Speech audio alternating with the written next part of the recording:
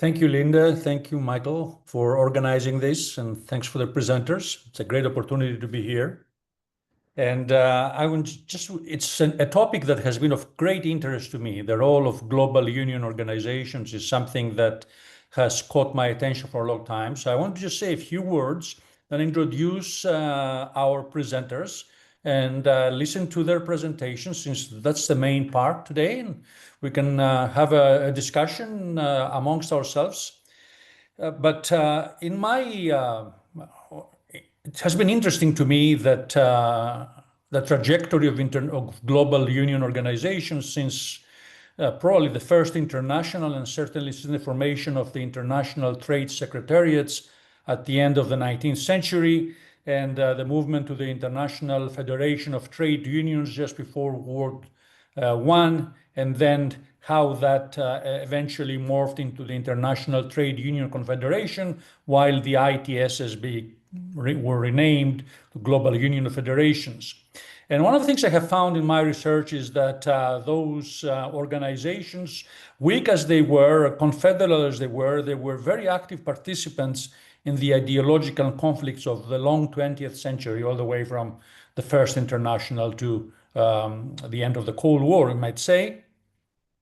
But even today, that the Cold War and the struggle between left and right has morphed in different directions, I think there are significant differences and competing tendencies within global worker organizations. And I think that it's apparent both within organizations over time and across. Most of them, as you know, are influenced by major unions. That has changed a little bit, with unions from the global south playing a more prominent role. They have access to international governmental organizations, quite frequently using that as a resource.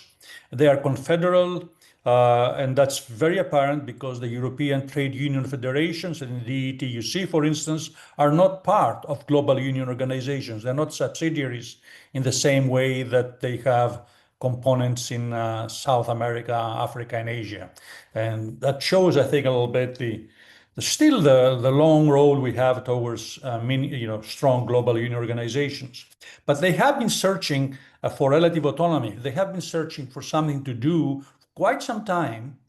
I won't go back to the interwar period and the ITF, the International Transport Workers Federation, or the IFTU before World War I. And it's important to note the terms federation and confederation. They're not accidental. They reflect those who want stronger organizations versus those who want weaker organizations, the confederation being that. But since the 1970s, and that might be very interesting for Anastasia, the emergence of world company councils as a result of the strategy of the United Auto Workers in response to neoliberalism. Then about 20 years ago, the formation of global framework agreements.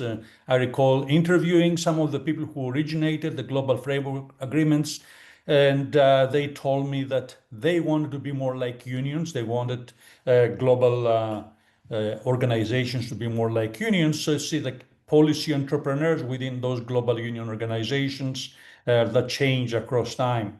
And then climate politics and just transition, the role of networks of global union organizations and their allies cannot be underestimated in mainstreaming and placing just transition on the global agenda.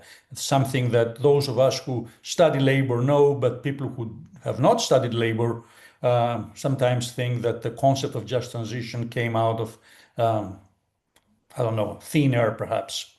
So it's great to see how those global union organizations will deal with increasing geopolitics, increasing nativism in our days. And it is great to have two researchers here who are studying global union organizations. I cannot tell you how excited I am about that, because there are very few of us who are really interested in them. But I think they're a register of what's going on in the world of labor, what's going on in the world of politics, and they have done some very, very interesting and positive things, as well as some negative things. So we're going to start with Coralie Giddes, who is an early career interdisciplinary researcher, and her work focuses on labor environmentalism, analyzes workers' environmental practices, and how these intersect with environmental law and policy making. She recently completed her PhD that analyzes the relevance of global framework agreements for labor agency in processes of transnational environmental regulation. I think it's very, very important. The role that, not all, but certainly global union organizations are playing in placing social and environmental justice and equity and equality on the global political agenda. And then Anastasia Alexeyeva is a senior lecturer at the University of Westminster, also an early career researcher, and her work focuses on employee representation and participation, global industrial relations, and employee voice. This research seeks to understand, or her research seeks to understand, how enterprise-based worker bodies function within the intricate institutional context of global employee representation, focusing on a specific set of developments, the emergence of voluntary regulation. And I really highlight, and I'm very interested in what she has to say, because I have been in meetings where, in fact, there was strong and contentious interaction between trade unions and employee representation bodies, so they don't necessarily always align. So with that, each of the presenters will take about 15 to 20 minutes. I told them at 15 minutes I will let them know, and at 18 minutes I will ask them to summarize and close. And we're going to start with Coralie. Coralie, the floor is yours. Thank you, Dimitris, and thank you for this introduction, because it will be perfect for my presentation. I don't have to introduce the global unions and the global framework agreements, although I will say a bit more about that. I will share my screen so that you can see my presentation. If you just give me 1 second.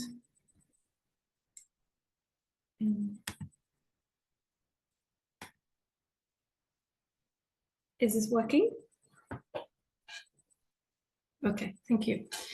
So like Dimitris has said, I am going to talk about global framework agreements, and more specifically about labor in nature and how they relate to each other in the context of the negotiation and implementation of global framework agreements. Just to give you a quick outline of what I'm going to say, I'm going to define a few things, give some examples, say a few words about the methodology of the research, its analytical framework and what it is that it's trying to achieve, and then I'll spend a bit more time on the findings and conclude. So environmental global framework agreements. So just to remind everyone of what global framework agreements are, they are voluntary agreements, usually negotiated between a multinational company and workers' representatives. This can be a global union, but it's not necessarily a global union. It also happens that it's actually a coalition of labor actors with a global unions and often national unions, including, and very often national unions from the country where the company is headquartered. These agreements have a rather broad scope, and by this, I mean they cover the company's operation and sometimes its supply chain. They contain commitments on several themes. Historically, it has been about implementing ILO conventions, so workers' collective rights, but they have come to include more themes, and including environmental issues. They also have, most of the time, procedures to make sure that these agreements are disseminated. Like I said, these companies are multinational companies. They have regional offices, subsidiaries. So it takes a bit of time to let everyone know that there's an agreement. There's also implementation, monitoring. So usually this consists in having an implementation committee with people gathering once or twice a year to discuss the agreement, and then finally what to do in the case of a dispute. So here I'm looking at a subset of these agreements, and specifically the agreements that contain environmental commitments. And here I mean, by environmental commitments, I mean any commitment to preserve or protect the natural environment. In terms of methodology, there are two main sources of data. One of them is a data set constituted of all the agreements that I found at the time, 62 in total. And this data set contains quantitative information about when they were signed, by who, in what sector the company operates, etc. And then the qualitative information is basically the environmental provisions, the scope, everything that has to do with the supply chains, if it's included, what to do to disseminate, implement, and everything, all the procedure. And then out of these 62 agreements, I have picked 3 for which I have carried out 3 case studies, for which I have conducted interviews and focus groups with both union and management at different levels. So sometimes workplace level, and then at the level where these agreements are negotiated, and then with the organizations themselves, like the global unions, for instance.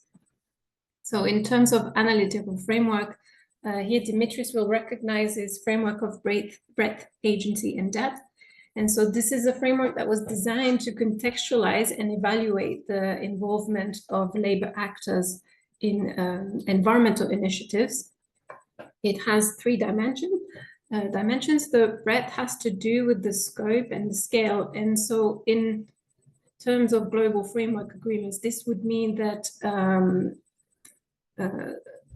I've looked at the scope and whether, for instance, it includes the supply chain or not.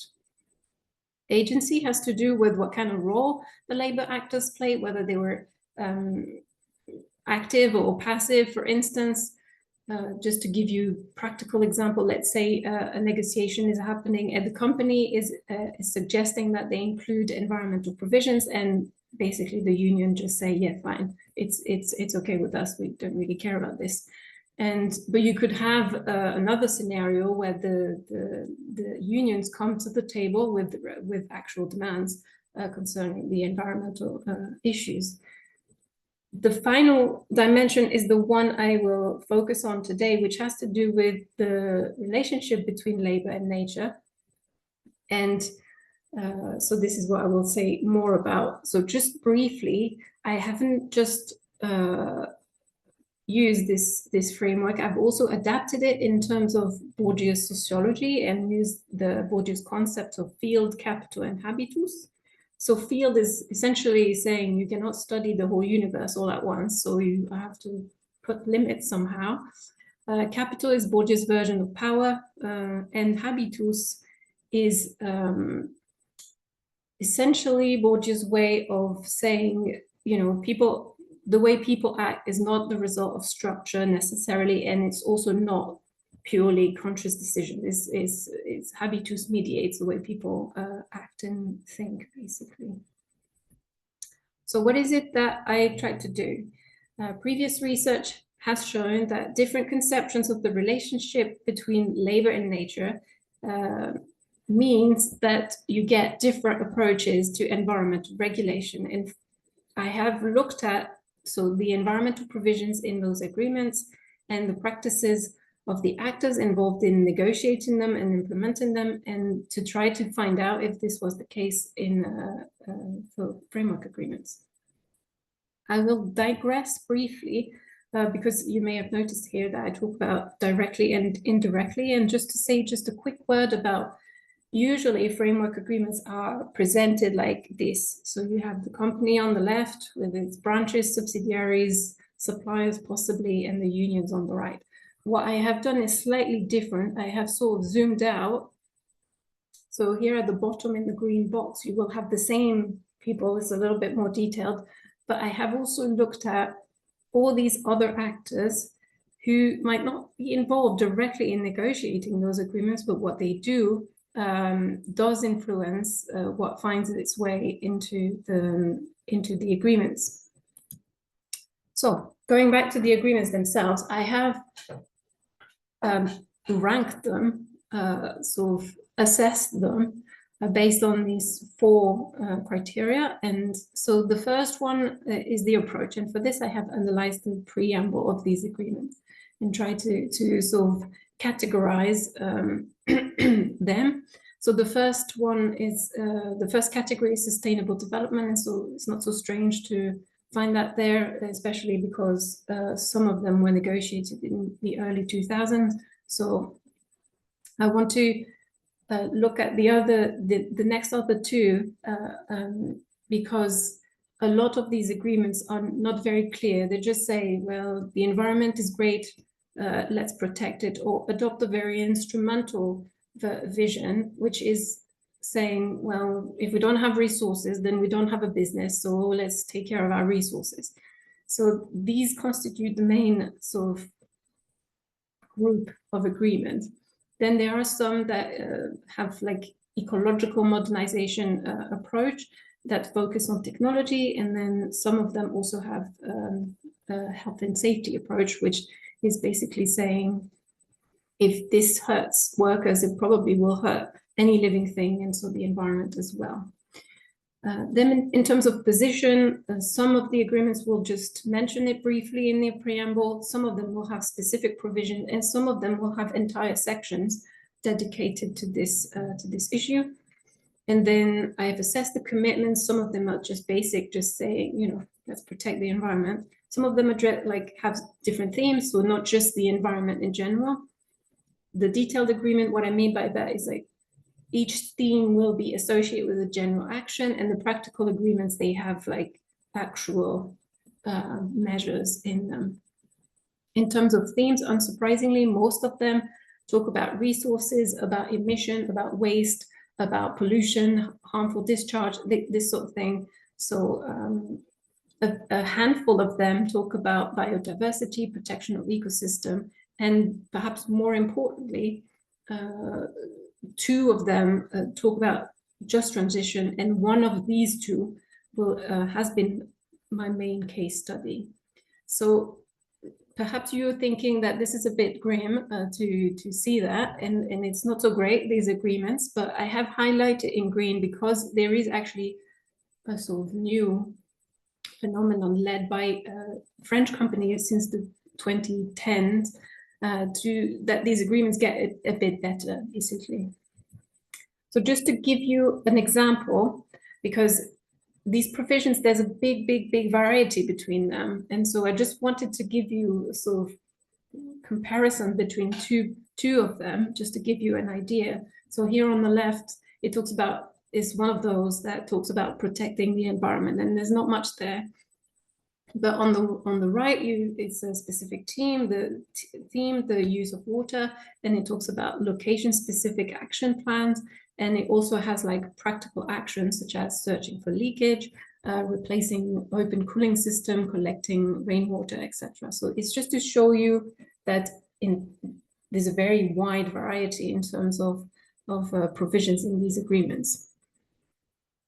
So going to the practices now. So I have identified 3 types of practices. So they're not like case 1 is this one, case 2 is this one. It's a little bit more complicated in practice. But so the first one essentially says, well, the production process is causing environmental degradation. What do we do about that? We change this process to reduce or mitigate the impact. And labor is understood as enabling this process. And so will essentially implement these modifications. And here it's a lot of the accounts from the participants show that it is a company making decisions. And so, for instance, here you have someone from the IUF talking about one of the cases, and they say, you know, looking at automation, at changing the process, it's worth noting that very often they talk about this in positively, but I have found some frustration. So this second quote, I think, captures it quite well, and this sort of lack of labor agency, and this was part of a focus group for one of the cases, and basically he said that, you know, people on the work site were being serious about, you know, sorting through the waste and putting in the right skips, but actually they didn't really know what happened to the waste afterwards, and they had this conversation that maybe they were all chucking it into a big pile and just taking it away like that. So yeah. Just to go back to the agreements, I think so most of the agreements would fit in this category, except for the first the two which mention just transition, and this leads me to this second type of practice. And here it's just realizing that actually the environmental agenda is a political issue, and that labor is defending the specific interest of labor. And so here, I think this quote is quite telling, and just saying that not everyone is here to just save the world. It is actually a struggle for ideas, and that labor has different interests from government or companies, and so they have to articulate those. And so here it has been articulated around the notion of just transition, and it's about mitigating the social consequences of the environmental agenda and defending the interest of labor as a social movement. So just transition, I should say, is a rather contested notion, and I've just put a quote here on one of the participants in just to highlight that I haven't found like climate deniers, climate change deniers among my participants. Pretty much there's an agreement on it's necessary to act, but it shouldn't mean that people should lose their livelihood. Although I'm not sure what people meant by livelihood. Sometimes it just seemed to me like they meant wage and money, but that's a different topic. Anyway, the last one has to do with the idea, is connected to the idea of justice, and it's actually bringing together labor as part of nature and workers as inhabitants of the biophysical world, and that it's so. In a nutshell, it's when this is argued, people tend to say that labor exploitation and environmental degradation are actually systemic and caused by the capitalist production system, and what you need to do is actually change the system. And because those two things are connected to that, you have to address them in conjunction. What was interesting when talking about this was these two quotes here, it seemed to me like it raised an issue and what I called a boundary issue. And here you see about the fact that a power station will have an impact on its environment beyond the work site. And this is nothing new. This is how environmental regulation started. But it seemed to me like so this is like sort of outwards, but you also have inwards with people saying, well, I work for this company, but actually it doesn't mean that, I don't care about the environment. I also put this quote because it's interesting that people always articulate this in terms of like their children, their family, future generations, and in this way. But it shows this sort of conflicts of when do you start being a worker, when do you stop, you live probably nearby, and so you have an interest in how it's run as well. So it creates this sort of personal internal conflict. So that was interesting. So I think I'll stop here and conclude. So hopefully I have convinced you that in fact there are different understanding of labor and how it relates to nature, and that it is in fact connected to different approaches to environmental regulation in the context of the negotiation and implementation of environmental framework agreements. In terms of environment practices, the first two that I have identified have in common that they rely on an understanding of labor and nature as separate, unlike the third one, which sees labor as a sort of ecological function, and labor and nature together, and challenge this sort of ontological dichotomy is the only one that does that, but it is the rarest one. So that's me. That's me done. Thank you. That's great and very timely. And we can have some general questions later on, but I do think that your claim that in fact there is a variability not only amongst those who do include the environment, but also between those that do and do not include the environment. It is something for us to keep in mind, because I think that labor environmentalism continues to be a tendency within the labor movement, both at the global level and at the national level. And we shouldn't forget that there's a lot of unions that are either indifferent or perhaps even hostile to thinking about nature and the environment. Does anybody have any specific questions or clarifications for Coralie? Well, only could you stop screen sharing, Coralie? I wasn't sure because I thought maybe if someone wanted to refer back. Refer back, but yeah, it's fine.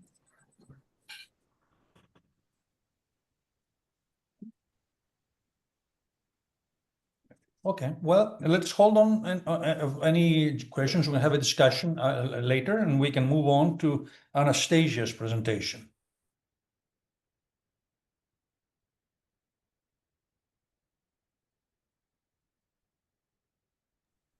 Hi, everyone. Can you all see the presentation? Let me do the full screen mode. Is that better? Yes. Excellent. Thank you so much for having me today. So we're continuing our conversation today, and I'm very happy to present my doctoral research today. So in terms of the structure of the presentation, I'm just going to start by defining the global worker bodies. So present a typology of different types of global worker bodies. Then we're going to navigate the global regulatory space, essentially trying to position the global worker bodies in that space. So how do they operate? And then move on to the case studies. So for my doctoral research, I did 3 company case studies and also used semi-structured interviews. But when we move on to that, I'm going to look into those case studies, and in specific, we're going to discuss the formation and development of global worker bodies in the multinational companies. We're going to briefly talk about some operational dynamics, some challenges that they face, and hopefully we're going to conclude with some impact and outcomes for the workers in those companies. Okay, so in terms of the typology of the global worker bodies, in our research, we define 4 different types of the bodies. And the first one is the Extended European Works Councils. Essentially, it's an extension of the European Works Council to include the non-European employees as observers. That could be done in agreement with the company's management to have those observers in the meeting, or it could be just an independent decision on the side of the employee representatives to have those non-European employees as observers in the meetings. Usually the rationale for that is that maybe there is a very important site outside of Europe, so they want to invite those employees to observe the meetings. The next type is the global trade union networks. In the literature, in the academic literature, they can also be referred as trade union cross-border alliances. Some scholars refer to them as global company networks or transnational union networks. Those are essentially quite fluid company-based trade union networks. They're often organized by a gov. And they can be unilateral, where it's just the gov who's organizing the network quite informally, or it could be a bilateral sort of kind of agreement between the company management and the gov to organize this network of trade unions. It essentially consists of full-time officers of unions with interests in the company around which the network is formed. Usually it's just different committees at kind of national levels that sort of operate as a network. And then in terms of the last type, it's the World Works Councils or World Union Councils. Essentially, this is very different to the trade union network because it's an institutionalized forum, which is actually based on the voluntary agreement between the employee representatives, the company management, and also sometimes the relevant global union federation. And all of the employee representatives in the World Work Council have this full status. So they're not observers, they have full status and can participate in the meetings. The only difference between the World Work Council and World Union Council is that for the World Union Council, there is a requirement for the members to be trade union members.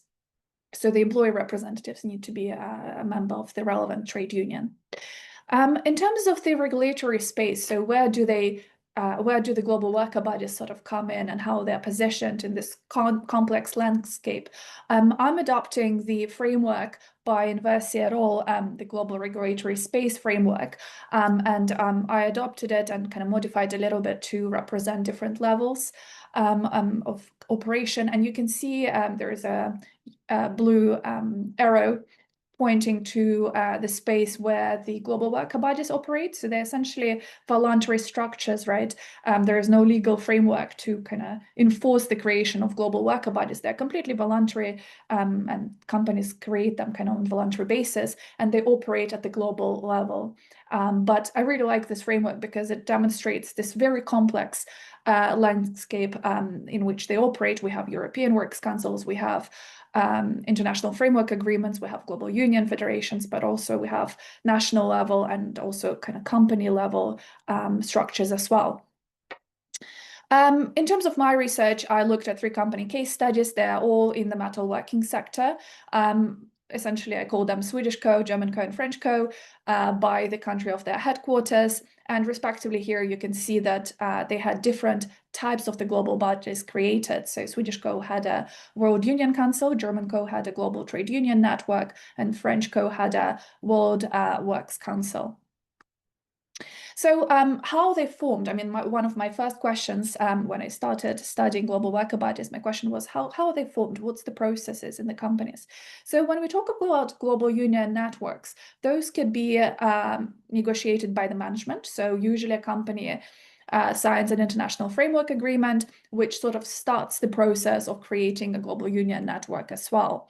Maybe it's together with a major national trade union, like in the German Co case, and also it could involve perhaps the Central Works Council if there is one, again, just like in my German case, that sort of kind of manages this global union network and kind of plays an important role.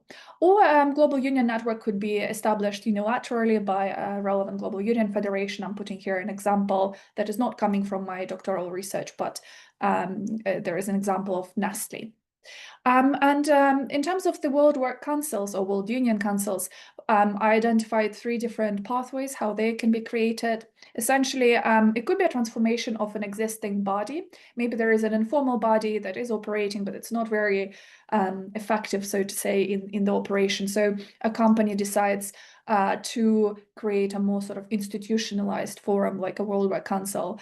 The company signs the kind of a relevant agreement, and then essentially this is how, in one of my cases, in the Swedish Co case, the World Union Council was created because the company had a long history of some kind of network, essentially a gun, but it wasn't very effective, so they decided to formalize it.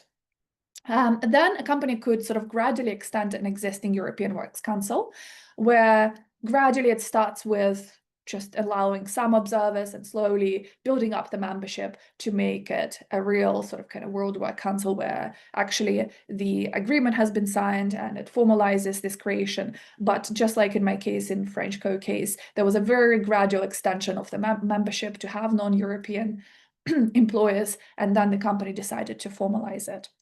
And it could also be created sort of from scratch. So I'm putting an example here from the literature, but essentially there could be a case where a company just decides to create a World Work Council on its own. It could potentially be operating in parallel with an existing European Works Council where you have this sort of kind of dual channel of employee voice.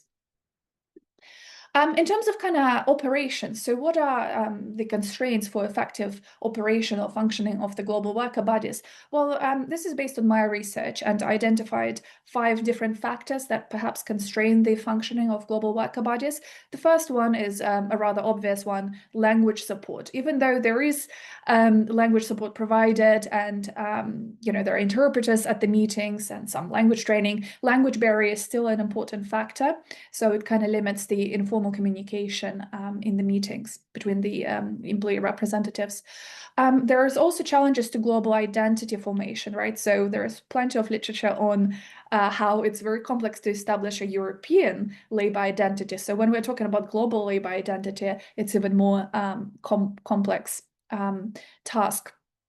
And then there is lack of trust. So yes, there are some competing agendas between the different sides or different employer representatives. There's, it's obviously trust is important to have this kind of shared experience and exchange of information between the employer representatives. So lack of trust was also one of the factors. Management attitudes. Again, there is some interesting literature on the role of management attitudes in the European Works Councils. So it's actually quite interesting to see the same factor at the global level as well. So even though in my case studies, management was quite favorable in terms of the creation of global worker bodies and was very happy to support them with the resources and operation, it was still noted that the quality and range of information could be improved. It was also interesting to see that sometimes management can use those global worker bodies to promote their own agendas, maybe things like reinforcing corporate values or communicate about restructuring. They're often referred to as a great competitive advantage to have these global worker bodies. And the last factor is essentially the focus on the day-to-day operations. So day-to-day operational issues tend to kind of overtake the operations of the global worker body. So instead of maybe focusing on strategic decisions and strategic advancements, more long-term focus, there is a very day-to-day focus in the operation of those global worker bodies. We're coming to the kind of end of my presentation. So what are the outcomes for the workers? So, what could be identified there in terms of kind of my case studies? Well, I've noticed that there are some significant positive outcomes for the workers, for the employers in the case studies that I studied, but they tend to be concentrated in countries with weaker national representation structures. I listed some of the examples here, but for example, in the Swedish case, World Union Council helped to unionize a plant in Czech Republic, so improves the conditions of the workers there. In the case of German GUN actually helped to sign a neutrality agreement in the US. So there were some anti-union practices going on in the several locations in the US. So Global Union Network played an important role, and the management actually recognized national management actually recognized the unions in different plants. In India, there was some fight for the right to freedom of association. There was also precarious work going on in different plants. So again, the Global Union Network stepped in and managed to support at the national level as well. In the case of the French World Work Council also facilitated the best practice transfer between the Spanish and Argentinian employee representatives. The competitiveness agreement was signed in Argentina primarily because of the contact with a Spanish employee representative and kind of a dynamic there as well. If we're talking about kind of broader discussion, so what's the impact of the global worker bodies? So the examples that I shared are coming from my doctoral research, but more broadly, the role of the global worker bodies seems to be just information sharing, so it's quite limited. But if we do look at the literature, there are some examples of global worker bodies where they seem to have more consultative role. A famous example of Volkswagen World Works Council. So there were some references there to the fact that it actually has the right to consultation, not just information sharing.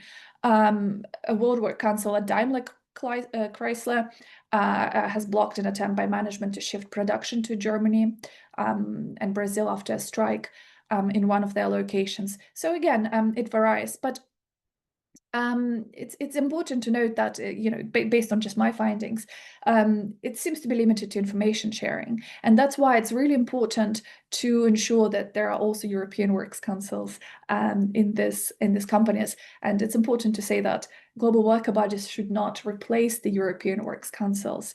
There is a risk that global worker bodies might inadvertently dilute the established rights of the European Works Council. And that was actually a case in two of my examples, in the French Co and in the Swedish Co, where the European Works Councils were quite symbolic in those cases. In terms of kind of concluding remarks, so what I would like to kind of maybe highlight today after our brief discussion, well, there are positive outcomes of having global worker bodies. They can improve worker standards, they can resolve worker rights violations. There's definitely dialogue going on and sharing of the best practices, but really significant positive outcomes tend to be concentrated in countries with weaker national representation structures, just like I presented with some examples. For the global worker bodies to truly provide a meaningful employee voice, there needs to be close and mutually supportive relationships with other actors in the global regulatory space framework. So they shouldn't be replacing European Works Councils, and they shouldn't be sort of preventing global union federations from their activities. Not at all. That should all be happening in parallel and hopefully kind of in unison as well. And I do want to conclude by saying that the global strategy isn't necessarily labor response to match the reach of global capital. And global worker bodies are just one such strategy. There are other ones as well, but it's creation of the global worker bodies is an important one. And I hope that sort of my presentation managed to highlight that. Thank you very much, Anastasia.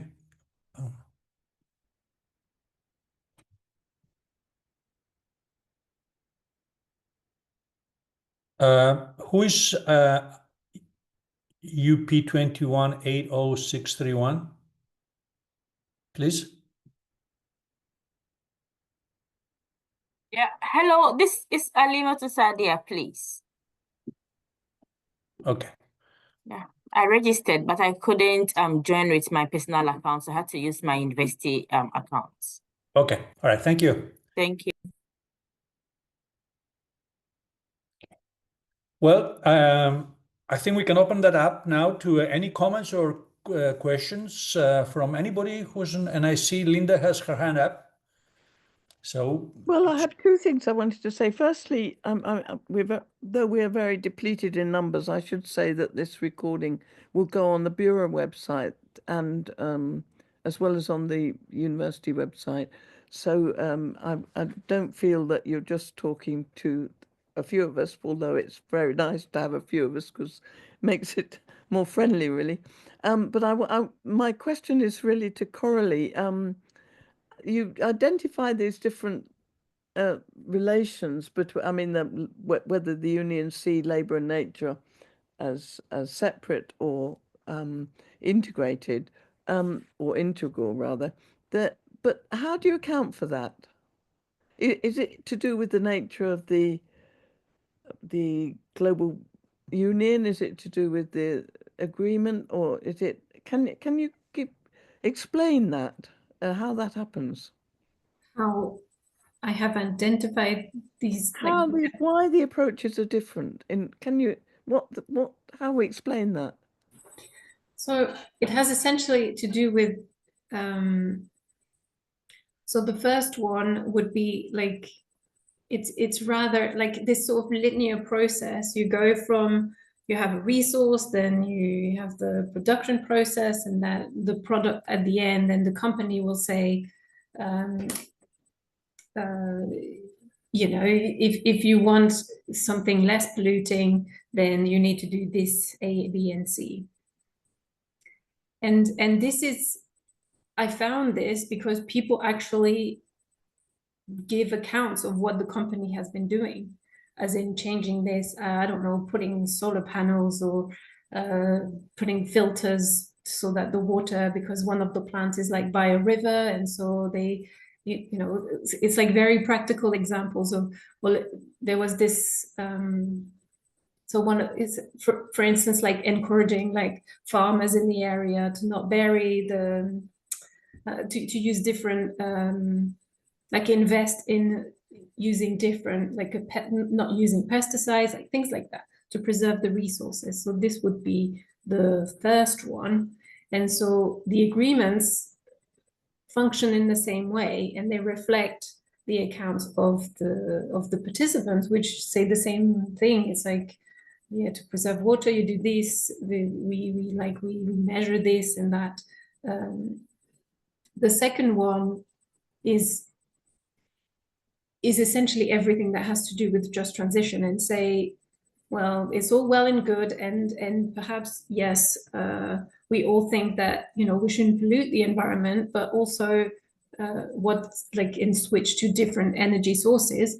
But then in practice, what does it mean in terms of employment? Where am I going to lose my job? It's just arguing in favor, like, so you have the unions articulating what the consequences for them will be. I have to say the last one is rather rare and is actually found more sort of in the international organization in a rather abstract way. And so it will be about, you know, environmental justice, social justice, things like that. So it's a little bit, and like saying, I don't know, when ITF says like system change, not climate change kind of thing, and asking for a sort of more radical change in the system. But I have to say this is rare, and my interpretation, like of, you know, of these quotes that I put with people are conflicted by saying, well, yes, I work there, but also it just seems to me that it questions the sort of, you know, worker representation and how they are represented as well. And so, you know, just so perhaps this is the less well articulated one concretely on the ground, I suppose. I don't know if that answers your question. Okay. Thank you, Coralie. Please raise your hand, or just since we're a small group, just go ahead. Peter, I think you were next. Yeah, Go thank ahead. you. First of all, a thank you to both speakers. I found it very informative, particularly structuring the different types of approach, which in a sense leads to my question, which is that, I mean, I left the scene, well, 15 years ago now, and I just wondered how much has changed, because a lot of what I recognize, and indeed quite a lot of the references, were, you know, even longer than 20 years old.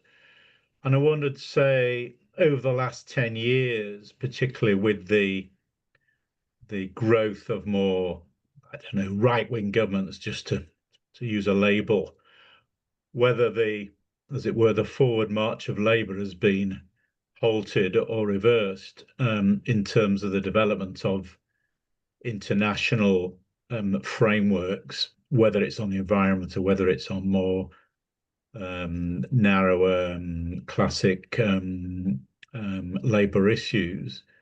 I mean, are they still continuing to grow, these international level bodies, or is there a retrenchment or employers withdrawing from them as presumably governments, the more right-wing governments?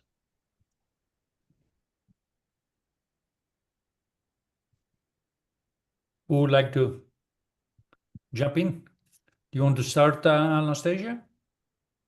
Yeah, of course. I saw Coralie had her mic unmuted, but happy to start.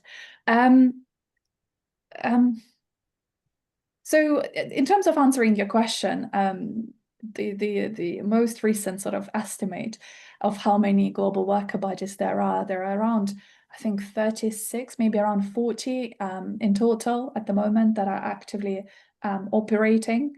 Obviously, if you're comparing that number with, let's say, European Works Councils, that's a very different conversation. In terms of active operation, yes, they exist, and they're operating, and there are important outcomes.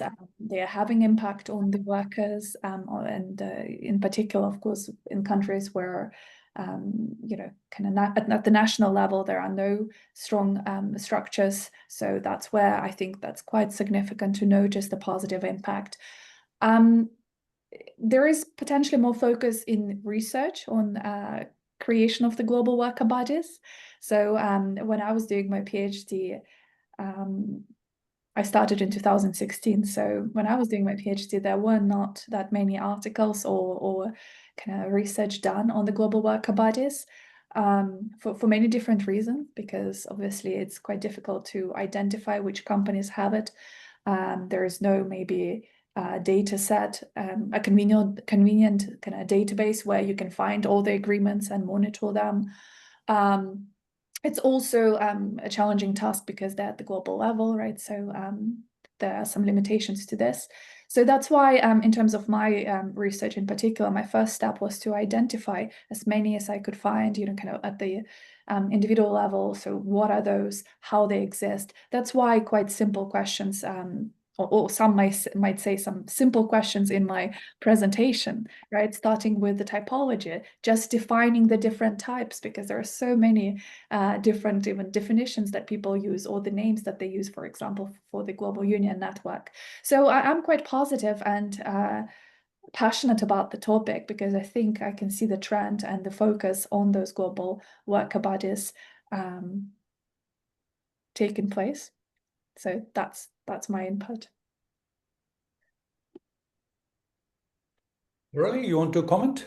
Yeah, I just wanted to say, I don't know how far you could actually connect the saying you have a right-wing government, and then whether this has an influence on how many agreements get signed. First of all, like, I will echo what Anastasia said, which is there are not many of these agreements compared to the number of companies, and so yeah. But I'm not sure, unless the company is has some level of public ownership, how far this you could connect these two issues. But actually, I'm probably just about to contradict myself, because most of the agreements in the sort of more advanced ones will actually French companies, because of many reasons, but sort of traditionally, historically, France had played a big role in developing the directive on the European Works Council. There's just a sort of long tradition. So maybe I've just contradicted myself. But another thing that I wanted to say and have now forgotten. Anyway, it'll come back to me. If it does, I will let you know. Yeah, I guess what I was really trying to get at, I was using right wing as a shorthand, I guess the growth of neoliberal economic frameworks promoted by government, which tends to, in my experience, unless it's changed very much, also produce a much more neoliberal approach by companies and employers, and a less readiness to engage with trade unions or social partners or whatever. And it's whether that's affected the growth of bodies or not over the recent past, say, 10 years, or whether it's had no impact at all. That's really what I was trying to see what was going on. What's the trend, in other words? Getting broader, are they getting deeper in terms of the agreements and what comes out of them or not?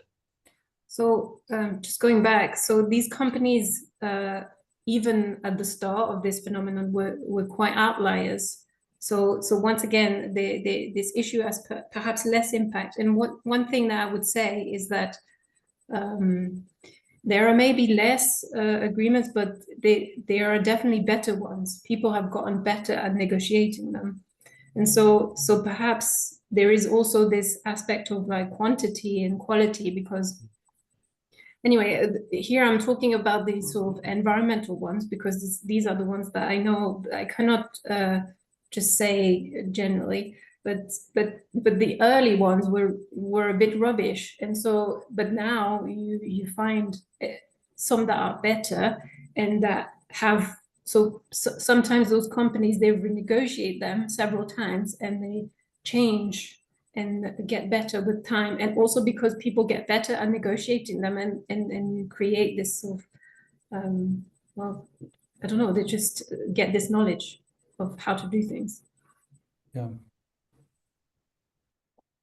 Yeah, in my experience too, I think there are these agreements do reflect, particularly those that have been negotiated, the better ones, a nascent degree of global industrial relations.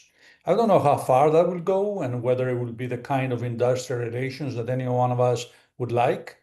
But just for that, I think it's very, very important to pay attention to them, whether to find out which way they're going or when they're not going. So I think that particularly in the past, when they first came up, but also the same thing with the global union networks and works councils that Anastasia discussed, people would say, well, these are not very strong, let's forget about them. But even if they're not very strong, but they do create a precedent for global industrial relations that is not strong enough, that is not what we want, they will have an impact.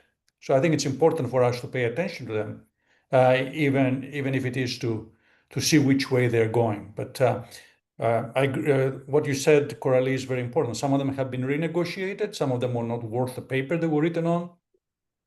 So we have some interesting precedents worth studying. If I can just say something as well, I had a question really for Coralie, probably. It follows on from, well, one question follows on from what Peter was saying. The other one follows on from what Linda was saying. First of all, on the sheer number of, for example, European Works Councils, they just do seem to have plateaued some time ago. There are about 1,000, I think, registered by the ETY. That number really hasn't changed much for a long time. It's about 40%, that's 40% of eligible companies, which means that something like 60% do not have European Works Councils. And so, of course, the question both at European and at global level is, what are the barriers? What is it particular about those companies that actually, I mean, for example, Anastasia was talking about different types of global worker body. And of course, that's a very important thing to ask. But there are also the question about why some companies just don't get there in the first place. Why we're actually, why there is a kind of cohort of companies that get interest and others that don't.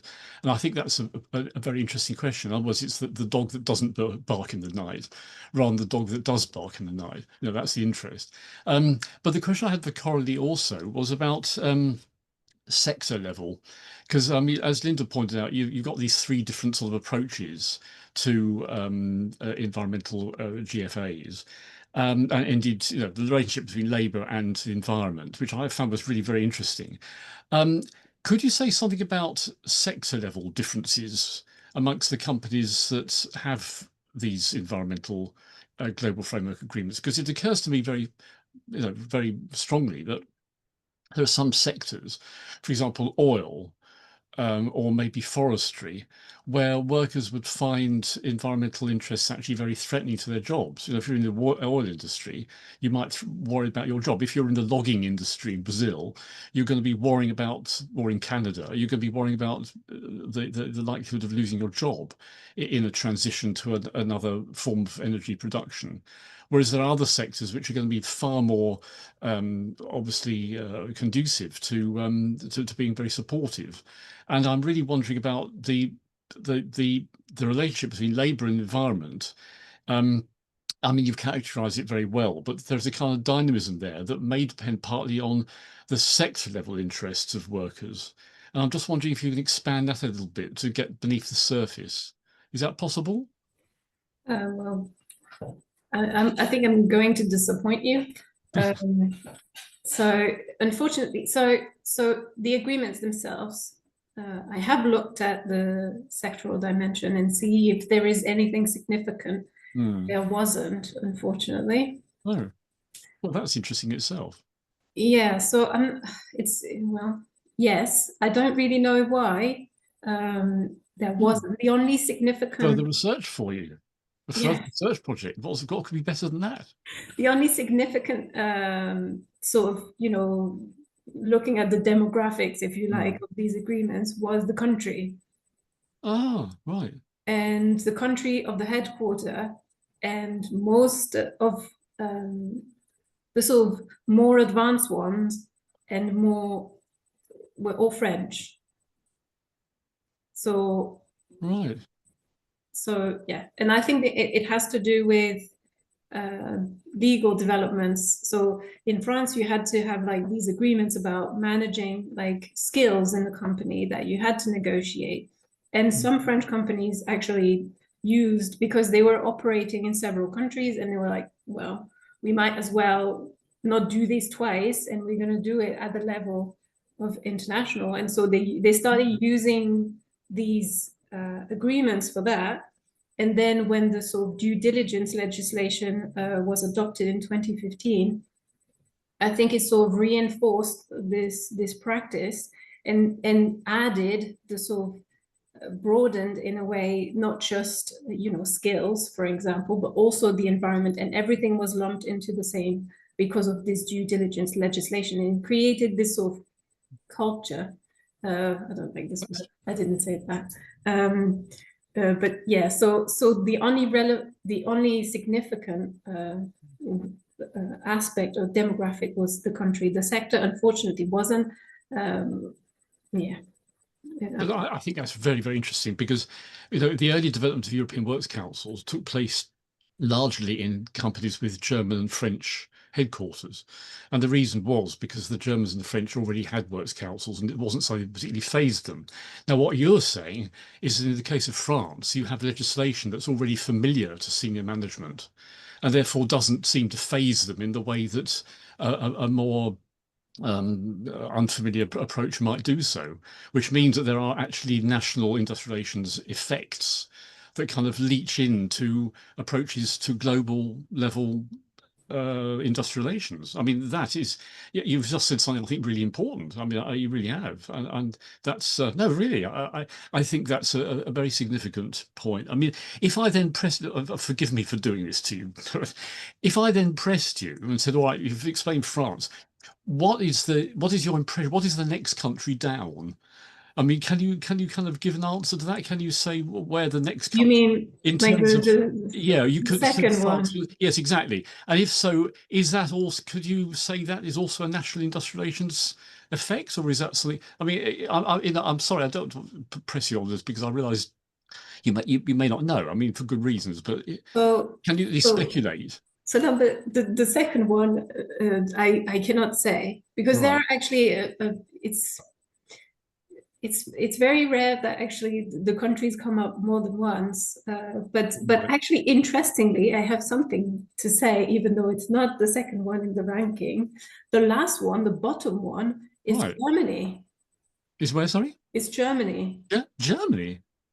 Yes, because all the I'm not sure why. Again, I couldn't actually talk to any German companies, which is a bit disappointing, but anyway, this is how it happened. But the sort of in the ranking, the worst environmental provisions were always negotiated by German companies, so it was interesting. That is very interesting. But unfortunately, I cannot tell you more. And often negotiated by the European Works Councils. Right. But as I said before, I mean, the fact you don't know the answer is actually quite a good thing for your future research, isn't it? Because now you have to find a way through. But I mean, the comments you made are really interesting. I think they're very challenging comments, but also extremely interesting, and they're certainly worth further work.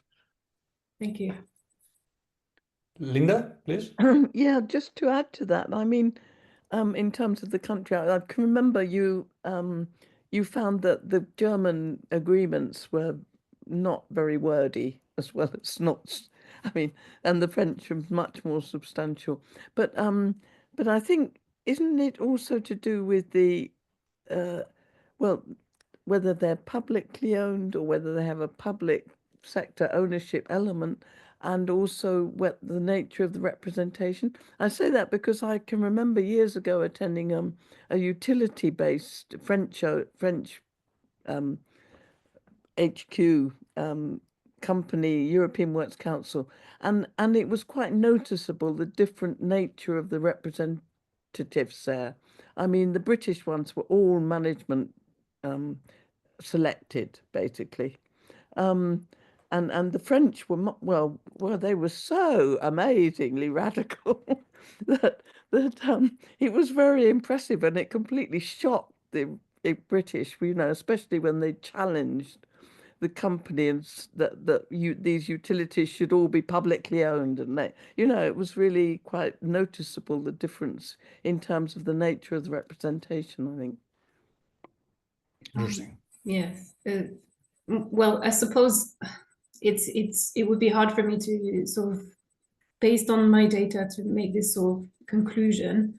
One of my cases is a public utility owned by the French government. So I suppose you could say maybe, but the other case isn't. It's a purely private company. Actually, the company that negotiated the first global framework agreements. So they were kind of ahead of their time in the 80s back then. So yeah, unfortunately, I can't really say anything about that. If I may ask a question, and I think both of you, but I'll start with Anastasia.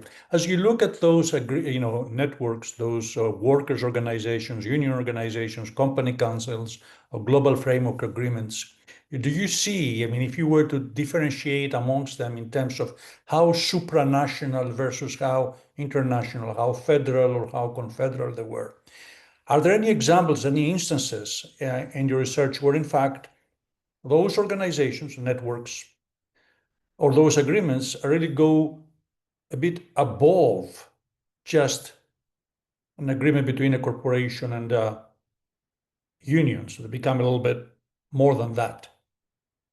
In international relations, which is the area I was trained, we call them supranational, which it's not always a term that's used in Europe. What do you, Anastasia? Do you find any of those works councils or anything like that had that kind of authority and staying power, that they were not totally sort of dependent on the will of the corporation and the unions?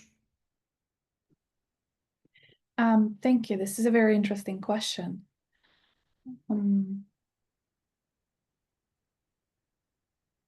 They may have not been what you were looking at. I was just curious. No, I think I never actually thought about the cases from this perspective, right? Just because I was saying that they're quite limited in terms of the information sharing, and they're quite dependent on the management to provide the resources, again, to share, to facilitate the information. So I think a simple answer to your question is no, just based on my research. There were quite powerful, strong actors at the national levels that tend to dominate or have significant power in the global worker bodies themselves. So, for example, a Central Works Council, French delegates were quite powerful in the Frenchco case, quite vocal. So those kind of dynamics did take place. But if the question is specific to the global worker bodies, yeah, a simple answer is no, not in my research. If that's okay, just while I have the microphone, I thought I could maybe comment on what Carolee was saying, just in terms of my research. In terms of the global worker bodies, they actually tend to be concentrated in the metalworking sector. And that's why I, for example, selected the metalworking sector. And I think, if I'm not wrong, most of the European Works Councils are also concentrated in the metalworking sector. I think the last I checked was something like 426, I think, of the all European Works Councils were in the metalworking sector. So for me, that was the kind of the rationale why I selected those case studies in that sector. But I think a very interesting future potential research would be to look at other sectors and see what's the sector kind of variable there. how do those global worker bodies operate, and how they are functioning, and how they're established in other sectors, perhaps. If I can comment on what you said, Dimitris, about them being supranational. It's just an anecdote, I suppose, in one of the cases, in one of the interviews, when they were talking about, so this case, not the utility, it was the food industry. And they said that at the start, so the interesting, so this company was the first one to ever negotiate a global framework agreement. So they have, I don't know, 40 years of experience. And they were saying that it was actually interesting that at the beginning it was just, so it's also a French company, it was just the French just talking in those, like, I don't know, twice a year meeting, those big meetings with all the representatives from all over the world. And essentially at the beginning it was just French, the French representatives talking. But then with time, people became a little bit more confident and felt like they could actually participate. So I don't know if this is a sign that they become, well, the influence of the main union sort of decreased, or at least the share of the, I don't know, the time that you can speak has decreased somewhat. So maybe this is indicating more international, not supranational, but still international, less national. I don't know. Yeah, no, I don't know. And I think at this particular juncture, with increasing competition, industrial policy competition, at least we see it in the United States, where even so-called progressive unions have really totally adopted this idea that the best way to go about it is isolationism and tariffs and what have you. And that's just wondering if the global union movement has any countervailing forces towards that type of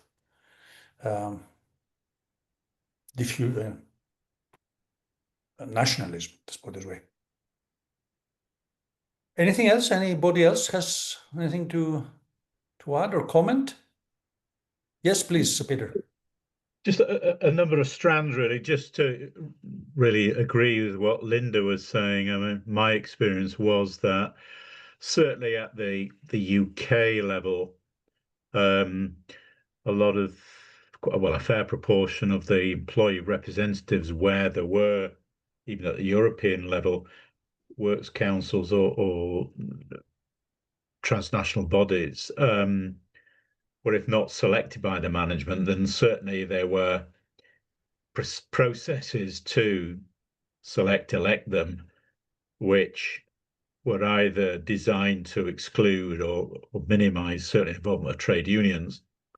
The problem with that, and it wasn't actually, it's not just the UK level, there are other countries as well, is that the workers involved, I was going to say worker representatives, but they're not actually representative, because they have no mechanisms for, on the one hand, gathering views to reflect inwards, as it were, nor mechanisms for reporting back.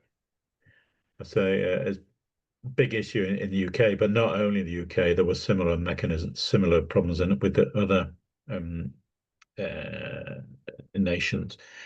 The second one is, I had a quick look at the Commission Employment and Social Affairs database. It's very incomplete, because I mean, I'm 15 years out of it, but there were agreements in my time that aren't in it. And indeed, the kind of sector that I was primarily associated with, information and communication, there is a label for it, or a field for it, but no agreements. And there were companies I was involved in where they certainly had European Works Council, but it's not reflected in that. So I just don't know where they're getting the information from. It refers to the ILO, but I don't know whether the ILO is just not able to capture some of that stuff. The third one actually then links it directly into the ILO, and it may be feed into some of Coralie's work. I think one of the last things I did was get involved in an international labour organisation tripartite meeting on the electronics industry and supply chains, global supply chains. And that was quite interesting. I ended up leading the workers' side of that, not by choice, but it's the way it worked out. And I hadn't expected it, and I was thrown right in, literally at the deep end. But anyway, we came out with an agreement eventually. And I wonder whether things like global supply chains are ways into both environmental issues and also, more general labour supply and labour market issues, because it's clearly a lot of the transnational companies, have supply chains, they use subsidiaries, they use external suppliers, and it's quite important, those supply chains, for labour standards, and whether that is a way in to our environmental standards and work. What are their global supply chains, and how much influence can you bring to bear on those? And transnational networks, how much do they actually engage with that side of things, as opposed to simply, more internal, if you will, company matters?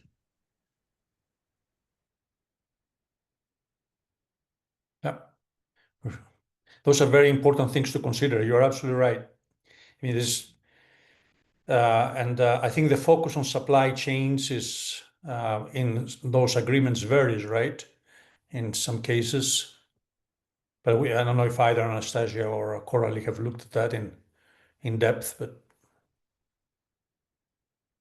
the global framework agreements, the ones I've looked at, it's not always included in the scope, like the supply chain. Sometimes it's like actually the companies, so the subsidiary, it will be the headquarters and the subsidiaries, but not the supply chain. But sometimes yes, and sometimes it also relates to environmental issues. It depends, and actually people tend to see the role of those framework agreements as primarily for the company to do things in, I don't know, like far away from the headquarters. Okay. Well, we're getting close to 8:30, or actually it's 8:30 here. It's what, 6:30 there, right? I want to thank you so much. I learned, I personally really have been very, very interested in global union organizations going back to the 30 years or so. I think it's an understudied subject, particularly because they're weak and they're problematic in many ways.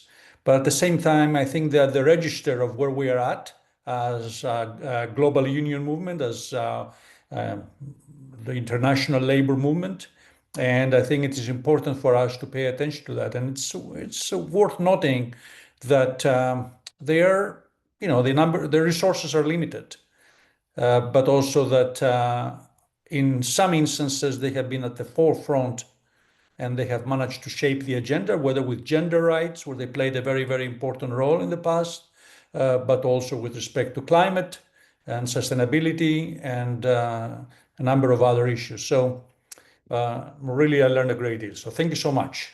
Really appreciate that, Anastasia and Coralie. And thank you for inviting me. Good meeting you all. Good afternoon. Is that? Can I just thank you also, Dimitris, and can I just add that next week we have another seminar, Industrial Relations History, on the Sex Discrimination Act. So I hope you'll all join that. It's in person, though. Sorry, Dimitris. Well, enjoy. It's going to be fun. It's going to be fun, I'm sure. Thank you, everyone. Yes, thank you. Recording that. Thank you. Thank you, everybody. Thank you very much.